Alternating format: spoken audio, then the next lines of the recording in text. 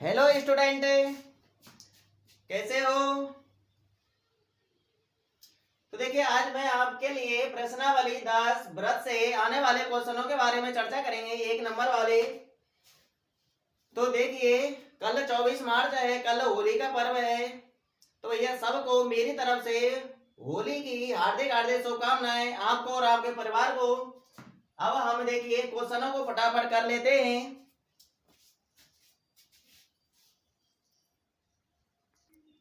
Video को पूरा देखना भैया, बहुत अच्छे क्वेश्चन है इस प्रश्नावली से। अगर वीडियो को पूरा नहीं देखेंगे तो आप वंचित रह जाएंगे इन क्वेश्चनों से। तो देखिए, बहुत ही इंपॉर्टेंट है। वार्षिक परीक्षा में आपको 27 मार्च को होने वाली गणित की एग्जाम में आपको सीधे सीधे देखने को मिलेंगे, इसलिए आप मेरे साथ वीडियो में बने रहिए। क्वेश्चन आपकी स्क्रीन पर देखिए। पहला क्वेश्चन, वह समतलीय आकृति जिसका केंद्र अपरिमित रूप से अनेक बिंदुओं से अचर दूरी पर स्थिर रहे। वह समतलीय आकृति जिसका केंद्र अपरिमित रूप से अनेक बिंदुओं से अचर दूरी पर स्थिर रहे कहलाता है। तो ये आपको याद होना चाहिए। उसको हम क्या कहते हैं भैया? वृत्त कहते हैं। क्या कहते हैं? वृत्त। वृत्त का जो केंद्र होता है उसका केंद्र अपरिमित रूप से अनेक बिंदुओं से अचर दूरी पर स्थिर रहता है। तो इसका ऑप्शन अपन का सी रहेगा भैया। वृत्त की परिभाषा ये याद होना चाहिए सबको। वह समतलीय आकृति जिसका केंद्र अपरिमित रूप से अनेक बिंदुओं से अचर दूरी पर स्थिर रहे उसे हम वृत्त कहते हैं। सभी को पता होना चाहिए, जो कक्षा 10 की एग्जाम दे रहे हैं उन सभी छात्रों को पता होना चाहिए कि वृत्त की परिभाषा क्या होती है। अगला क्वेश्चन दूसरा देखिए। वह रेखा जो वृत्त को दो भिन्न भिन्न बिंदुओं पर प्रतिच्छेद करे कहलाती है।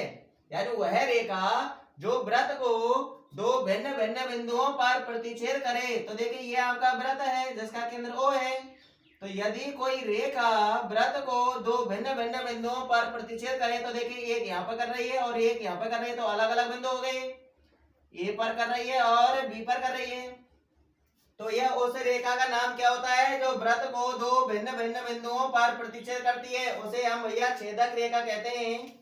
क्या कहते हैं? छेदक रेखा कहते हैं। सबको याद होना चाहिए। वह रेखा जो व्रत को दो बिंदुओं पर प्रतिच्छेद करे, दो भिन्न भिन्न बिंदुओं पर प्रतिच्छेद करे, उसे हम छेदक रेखा कहते हैं। नेक्स्ट क्वेश्चन आपकी स्क्रीन पर तीसरा क्वेश्चन देखिए। वह रेखा जो वृत्त को केवल एक ही बिंदु पर प्रतिच्छेद करे वह रेखा कहलाती है। तो भैया ये आपका वृत्त हुआ, ये इसका केंद्र है। तो ऐसी रेखा खींचे भैया जो वृत्त को केवल एक ही बिंदु पर स्पर्श करती है। तो भैया एक ही बिंदु पर स्पर्श कर रही है ना ये रेखा। तो ऐसे रेखा का नाम पूछा जा रहा है कि ऐसे रेखा को हम क्या कहते हैं? स्पर्श रेखा कहते हैं, या छेदक रेखा कहते हैं, या समांतर रेखा कहते हैं, या फिर इनमें से कोई नहीं। तो भैया वह रेखा जो वृत्त को केवल एक ही बिंदु पर प्रतिच्छेद करती है उसे हम स्पर्श रेखा कहते हैं। तो ये ऑप्शन अपन का सही रहेगा। क्वेश्चन नंबर 4 देखिए। वृत्त के अंदर स्थित बिंदु से वृत्त पर खींची जाने वाली स्पर्श रेखाओं की संख्या है। भैया बिंदु आपका वृत्त के अंदर है, तो देखिए इसी वृत्त में देख लीजिए, ये बिंदु है आपका ए। ऐसे बिंदु से वृत्त पर कितनी रेखा खींच सकते हैं भैया? यदि बिंदु वृत्त के अंदर स्थित होता है तो उससे हम एक भी स्पर्श रेखा नहीं खींच सकते। तो स्पर्श रेखाओं की संख्या क्या होगी भैया? 0 होगी। स्पर्श रेखाओं की संख्या क्या होगी भैया? 0। और देखिए इसी के अंदर समझ लीजिए अगले क्वेश्चन भी।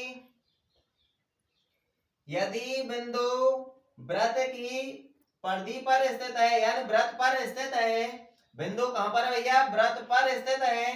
तो वृत्त पर स्थित बिंदु से केवल एक ही स्पर्श रेखा खींच सकते हैं। कितनी स्पर्श रेखा खींच सकते हैं? केवल एक ही स्पर्श रेखा खींच सकते हैं। यदि बिंदु वृत्त के बाहर है, बिंदु कहाँ है भैया? वृत्त के बाहर है। तो वृत्त के बाहर स्थित बिंदु से वृत्त पर हम केवल 2 स्पर्श रेखा खींच सकते हैं। कितनी स्पर्श रेखा खींच सकते हैं भैया? 2। यदि बिंदु वृत्त के बाहर है, तो ये तीनों पॉइंट याद रहने चाहिए आपको। यदि व्रत के अंदर बिंदु है, व्रत के अंदर स्थित बिंदु से व्रत पर कितनी स्पर्श रेखा खींच सकते हैं? 0, एक भी नहीं। यदि बिंदु व्रत पर स्थित है, कहां पर है भैया? व्रत पर स्थित है, तो उस बिंदु से केवल हम एक स्पर्श रेखा खींच सकते हैं। यदि बिंदु आपका व्रत के बाहर स्थित है, व्रत से दूर है, तो उस बिंदु से व्रत पर हम 2 स्पर्श रेखा खींच सकते हैं। तो तीनों बातें आपके ध्यान में रहनी चाहिए, आपके समझ में भी आ गया होगा। व्रत के अंदर है बिंदु तो एक भी स्पर्श रेखा नहीं, अगर व्रत पर है बिंदु तो एक स्पर्श रेखा, अगर व्रत के बाहर है बिंदु तो उस बिंदु से 2 स्पर्श रेखा खींच सकते हैं। यहाँ पर इन क्वेश्चनों का आपसे वस्तुनिष्ठ में भी पूछ सकता है, खाली जगह भी बना सकता है। भैया खाली जगह देखिए किस प्रकार से बनाएगा। व्रत के अंदर स्थित बिंदु से व्रत पर खींचे जाने वाले स्पर्श रेखाओं की संख्या खाली जगह है, तो भैया खाली जगह में क्या बनना है आपको? 0। यदि व्रत पर स्थित है तो 1, यदि बिंदु व्रत के बाहर स्थित है तो 2। यहां से भी खाली जगह बन सकती है भैया आपकी। वह रेखा जो व्रत को केवल एक ही बिंदु पर प्रतिच्छेद करे, वह रेखा खाली जगह कहलाती है। तो ये एक बिंदु पर प्रतिच्छेद करने वाली रेखा क्या कहलाती है? स्पर्श रेखा। ठीक है ना? क्वेश्चनों को सही ढंग से देख लें, यहीं से ही आपकी खाली जगह भी बनेंगी। नेक्स्ट क्वेश्चन आपकी स्क्रीन पर देखिए, 5वां क्वेश्चन। व्रत की स्पर्श रेखा स्पर्श बिंदु से जाने वाली त्रिज्या पर खाली जगह है, तो यह रिक्त स्थान आ गए आपके। तो व्रत की जो स्पर्श रेखा होती है वो स्पर्श बिंदु से जाने वाली त्रिज्या पर लंब होती है भैया। क्या होती है? लंब। तो ये व्रत है, ये इसकी स्पर्श रेखा है, तो इसे स्पर्श बिंदु से जाने वाली त्रिज्या पर लंब होती है भैया। 90 डिग्री कोण बनता है भैया स्पर्श बिंदु त्रिज्या के मध्य। याद रखना, व्रत की स्पर्श रेखा में स्पर्श बिंदु से जाने वाली त्रिज्या पर क्या होती है भैया? लंब होती है। क्या होती है? लंब। कितने डिग्री कोण बनाती है? 90 डिग्री का। क्या कहते हैं 90 डिग्री कोण को? समकोण कहते हैं भैया। क्या कहते हैं? समकोण। क्वेश्चन नंबर 6 देखिए, किसी व्रत की स्पर्श रेखा उसे खाली जगह बिंदु पर प्रतिच्छेद करती है, तो व्रत की स्पर्श रेखा भैया उस व्रत को कितनी जगह प्रतिच्छेद करती है भैया? एक जगह ही प्रतिच्छेद करती है। देखिए ये स्पर्श रेखा है, एक जगह ही प्रतिच्छेद करेगी। तो यहाँ पर हम लिख देंगे कि एक क्या आएगा? एक बिंदु पर प्रतिच्छेद करती है। याद कर लेना, सभी क्वेश्चन आपके इंपॉर्टेंट है भैया। वीडियो को स्किप मत कीजिए, वीडियो को पूरा देखिए तभी आपके समझ में आएगा। और वीडियो पूरा देखना है। यदि कोई छात्र नया है तो वो चैनल को सब्सक्राइब कर लीजिए भैया। जैसे ही मैं कोई नई वीडियो लेकर के आऊंगा तो आपके पास उसका नोटिफिकेशन पहुंच जाएगा। अगला क्वेश्चन देखिए, एक व्रत की खाली जगह समांतर स्पर्श रेखाएं हो सकती हैं, तो यह एक व्रत की कितनी समांतर स्पर्श रेखा हो सकती है भैया? एक व्रत की 2 स्पर्श समांतर रेखाएं हो सकती है भैया। ये रेखा, ये समांतर रेखाएं दोनों ये स्पर्श रेखा है और ये भी स्पर्श रेखा है। तो एक व्रत की 2 समांतर स्पर्श रेखाएं हो सकती हैं। कितनी हो सकती है भैया? 2। तो इसमें आएगा 2। अगला क्वेश्चन देखिए, एक व्रत तथा उसकी रेखा के उसकी स्पर्श रेखा, यहाँ पर आएगा भैया स्पर्श। क्या आएगा? स्पर्श। एक व्रत तथा उसकी स्पर्श रेखा के उभयनिष्ठ बिंदु को खाली जगह कहते हैं, तो ये स्पर्श रेखा हो गई, ये व्रत हो गया। तो इनका जो ये उभयनिष्ठ बिंदु होता है इसको हम स्पर्श बिंदु कहते हैं। याद रखना, क्या कहते हैं भैया? स्पर्श बिंदु कहते हैं। क्या कहते हैं भैया? स्पर्श बिंदु। ठीक है ना? वीडियो को पूरा देखना है भैया, वीडियो को अधूरा छोड़ करके नहीं जाना है, नहीं तो वंचित रह जाएंगे। और भी इंटरेस्टिंग सवाल आ रहे हैं आपके। नेक्स्ट स्क्रीन पर देखिए, नेक्स्ट क्वेश्चन आपके स्क्रीन पर देखिए। 9वां क्वेश्चन है, एक व्रत की कितनी स्पर्श रेखाएं हो सकती हैं? तो भैया एक व्रत की कितनी स्पर्श रेखाएं हो सकती हैं? आपने व्रत की परिभाषा तो पढ़ी ही होगी कि व्रत अपरिमित रूप से अनेक बिंदुओं से मिलकर के बना होता है। तो प्रत्येक बिंदु पर एक स्पर्श रेखा खींची जा सकती है भैया। तो एक वृत्त की कितनी स्पर्श रेखाएं हो सकती हैं भैया? अनंत हो सकती हैं अपरिमित रूप से अनेक। तो कौन सा ऑप्शन सही रहेगा अपन का? डी ऑप्शन सही रहेगा। अनेक, अनंत भी लिखा हो सकता है, अनेक भी लिखा हो सकता है और ये चिन्ह भी लिखा हो सकता है भैया। ये अनेक अनंत का चिन्ह है, इसको हम इंग्लिश में इनफिनिटी बोलते हैं। 10वां क्वेश्चन देखिए, किसी वृत्त के व्यास के सिरों पर खींची गई स्पर्श रेखाएं परस्पर होती हैं तो भैया वे लंबवत होती हैं या प्रतिच्छेदी होती हैं या समांतर होती हैं या उपर्युक्त सभी होगा। तो यह एक वृत्त बनाइए, छोटा सा वृत्त हम यहाँ बना लेते हैं देखिए, और उसके व्यास केंद्र से होकर गुजरेगा, तो ये व्यास हुआ। अब इस व्यास के सिरों पर स्पर्श रेखा खींचे भैया, एक स्पर्श रेखा ये खींच दी और दूसरी स्पर्श रेखा इधर खींच दी। अब आपको खुद ही पता चल गया होगा भैया ये दोनों स्पर्श रेखाएं कैसी हैं? समांतर हैं। कैसी हैं? समांतर है भैया। वृत्त के व्यास के सिरों पर खींची गई स्पर्श रेखा कैसी होती हैं? समांतर होती हैं। 11वां क्वेश्चन देखिए,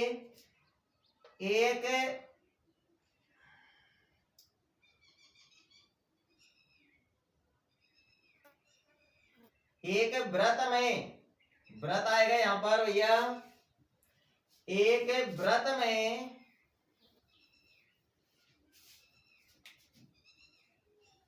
एक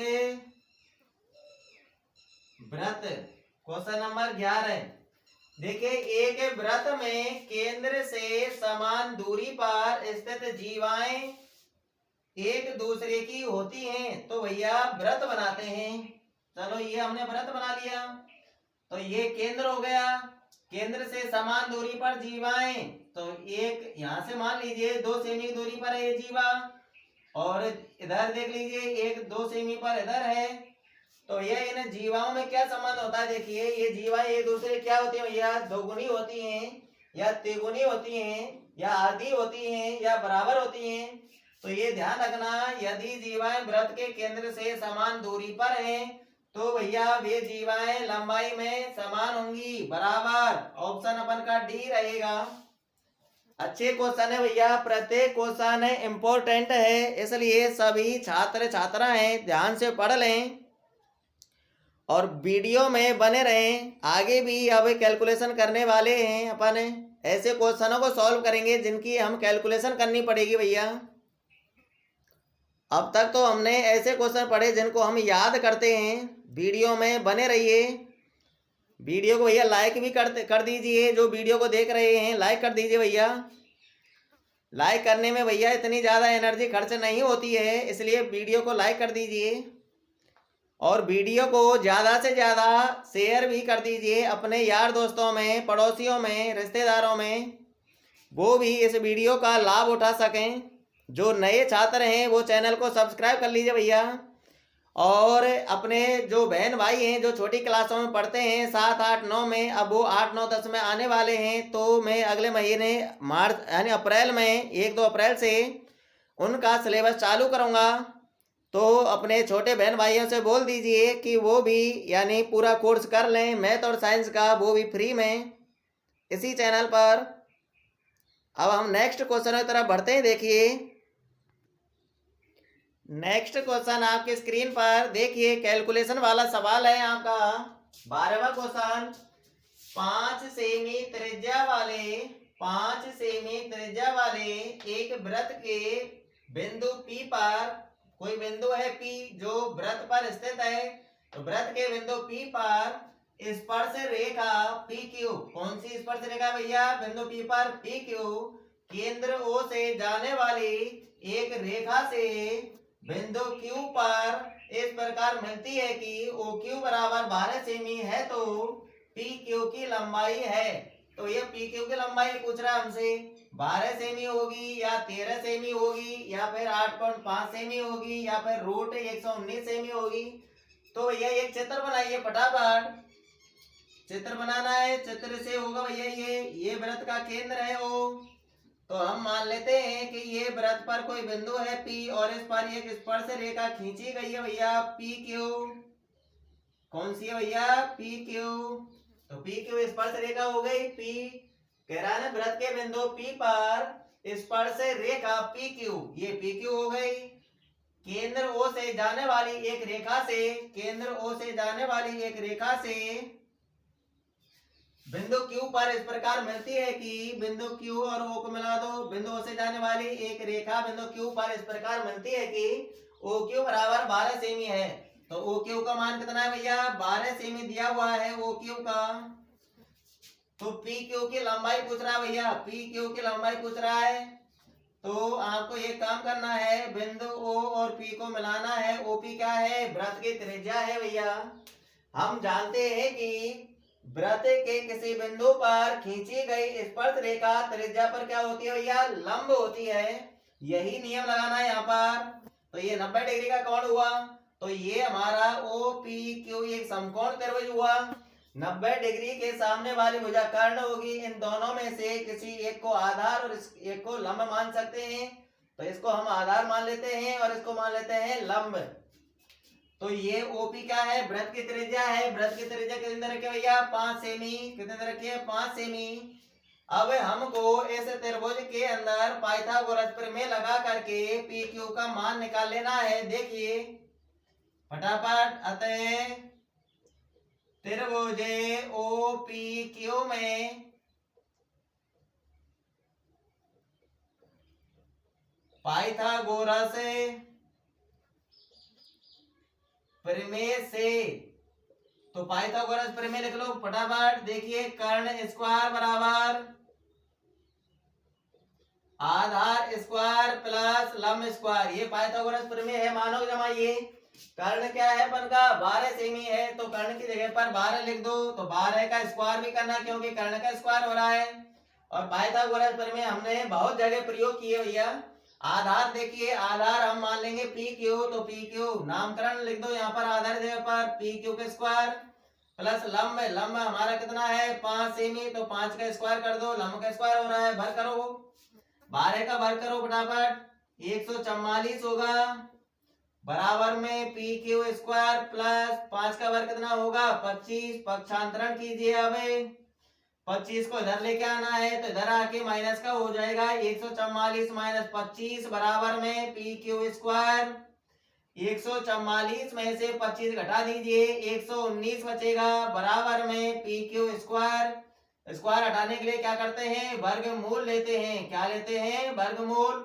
तो इधर से स्क्वायर हट जाएगा, इधर क्या लग जाएगा भैया? रूट लग जाएगा। तो रूट 119 बराबर PQ। तो PQ का मान कितना है भैया? ये रूट 119 सेमी आया।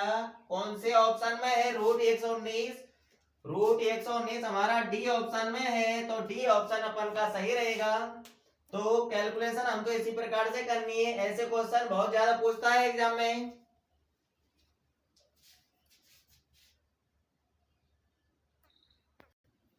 नेक्स्ट क्वेश्चन आपके स्क्रीन पर देखिए, 12वां क्वेश्चन जैसा ही है। एक बिंदु Q से एक वृत्त पर स्पर्श रेखा की लंबाई 24 सेमी तथा Q की केंद्र से दूरी 25 सेमी है, तो वृत्त की त्रिज्या होगी। तो भैया देखिए फटाफट वृत्त बनाइए। ये वृत्त बना लिया। तो एक बिंदु Q से एक वृत्त पर स्पर्श रेखा की लंबाई, तो बिंदु Q से एक स्पर्श रेखा खींचे भैया। ये स्पर्श रेखा खींच दी। Q से वृत्त को कहां प्रतिच्छेद कर रहा है? P पर। हम मान लेते हैं P पर प्रतिच्छेद कर रही है स्पर्श रेखा। तो इस स्पर्श रेखा की लंबाई दी हुई है भैया कितनी? 24 सेमी। और आगे दे रखा है Q की केंद्र से दूरी। तो Q की केंद्र से दूरी कितनी है? केंद्र से दूरी 25 सेमी है। कितनी है? 25 सेमी। तो वृत्त की त्रिज्या पूछ रहा है भैया। वृत्त की त्रिज्या OP को मिलाइए। तो वही नियम लगाना है। स्पर्श रेखा पर त्रिज्या क्या है? लंब है। तो वही पाइथागोरस प्रमेय लगानी है।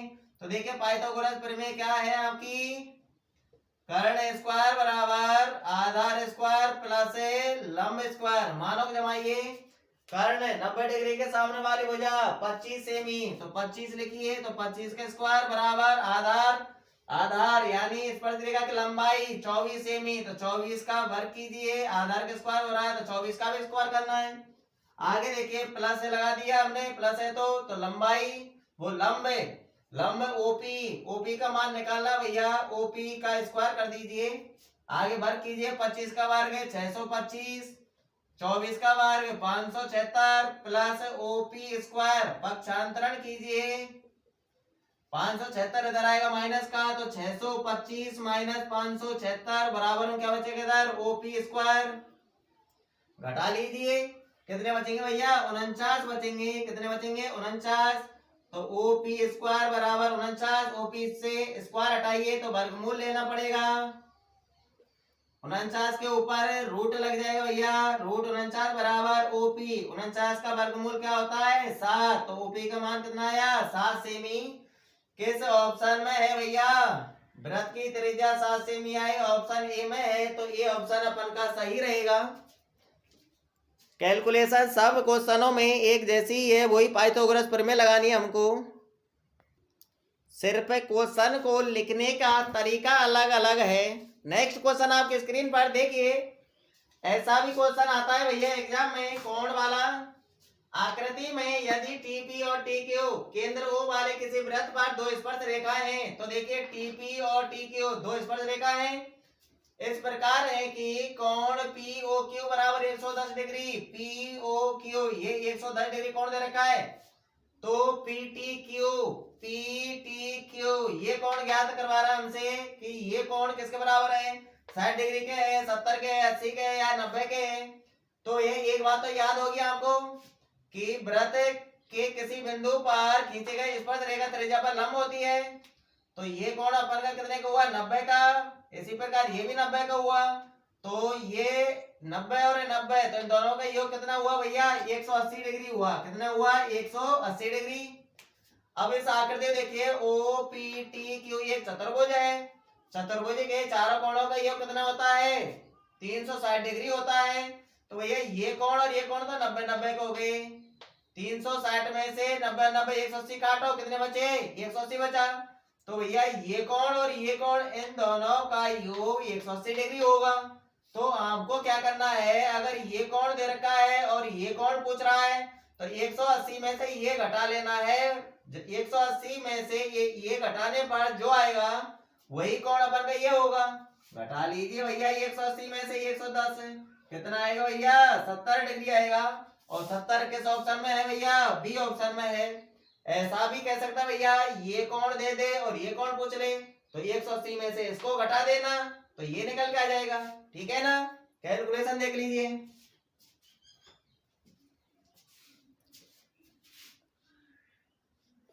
ये 180 में से ही घटाना है, कोई सा भी कोण पूछे दोनों में से।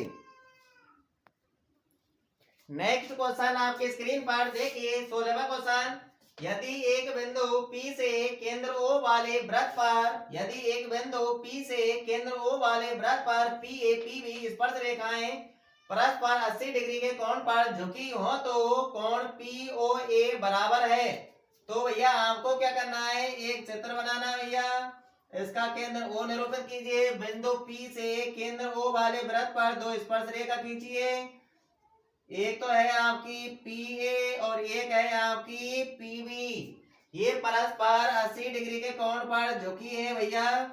अब हमसे कौन सा कोण पूछ रहा है POA, तो कहाँ है भैया POA, तो इसको भी मिलाइए भैया, तो देखिए ये कोण पूछ रहा है हमसे ये, तो देखिए इसको ज्ञात करने का तरीका तो वैसे दूसरा है, आपको ये शॉर्ट तरीका बताता हूं।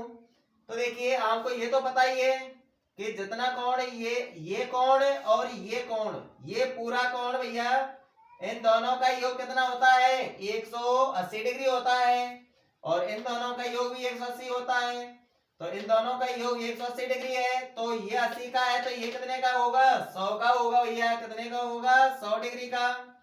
तो देखिए केंद्र को बिंदु P से जब मिलाते हैं तो ये कोण और ये कोण समान दो भागों में विभाजित हो जाता है, तो भैया ये कोण अगर आपसे पूछ ले तो ये 40 डिग्री का होगा, ऊपर वाला भी 40 का होगा, और ये नीचे वाला कोण ये कितने का होगा 50 डिग्री का होगा, ऊपर वाला भी कितने का होगा 50 का होगा, ठीक है ना, आ गया होगा समझ में। यानी हमें ये कोण और ये कोण इन दोनों को जोड़ करके इन दोनों का योग कितना होगा 180 होगा, तो 180 में से ये कोण घटा दो ये निकल के आ जाएगा। फिर उसका आधा कर लो, ये कौन निकल के आ जाएगा, कौन से ए में लिखा हुआ है भैया, 50 डिग्री। ऑप्शन ए में है, कहां पर है, ए में, तो ये ऑप्शन अपन का सही रहेगा। तो भैया इस प्रश्नावली में से जितने भी क्वेश्चन थे छोटे छोटे, वो मैंने आपको सभी को बता दिए। सभी क्वेश्चनों को पढ़ लेना, दोबारा भी देख लेना भैया वीडियो को, अगर एक बार में समझ में नहीं आए। वैसे तो एक बार में ही समझ में आ जाएगी, क्योंकि बहुत सरल तरीके से मैंने बताया है। और जो विद्यार्थी वीडियो को देख रहे हैं भैया, उन्होंने अभी तक लाइक नहीं किया, भैया लाइक तो कर दो। लाइक करने में क्यों कंजूसी दिखाते हो, आपका भला हो रहा है, आपका भला मैं चाह रहा हूं, तो आप मेरा भला नहीं चाह सकते क्या। जो नए विद्यार्थी हैं चैनल को सब्सक्राइब कर लीजिए भैया, क्योंकि जैसे ही मैं नेक्स्ट वीडियो लेके आऊँगा तो मैं उस वीडियो को जैसे ही अपलोड करूँगा तो उसका नोटिफिकेशन आप सभी तक पहुँच जाएगा और आप उस वीडियो को अटेंड कर पाएंगे। मैं रोजाना हर प्रश्नावली से एक वीडियो नई लेके आता हूँ। अब हम 10 तक आकर के पहुँच गए हैं, अब हम नेक्स्ट प्रश्नावली 11 को लेकर के आएंगे। तो भैया वीडियो में बने रहने के लिए चैनल को सब्सक्राइब कर लीजिए भैया, मेरे साथ जुड़े रहिए, ठीक है ना। और 1-2 अप्रैल से मैं कोर्स चालू कर दूंगा 8, 9, 10 का, और वो कोर्स को अपना पूरा कर लेना फ्री में। जब तक के लिए all the best, next video मिलते हैं भैया। और होली को भैया सही ढंग से मनाना, कहीं लड़ाई दंगे कर लें, लड़ाई दंगा नहीं करना है, क्यों होली का त्योहार ऐसा ही होता है कि उसमें अक्सर लड़ाई दंगे हो ही जाते हैं। तो भैया होली वगैरह खेल करके अपनी पढ़ाई पर लग जाना, अच्छे मार्क्स आने चाहिए आप सभी के, मेरी यही कामना है आपसे।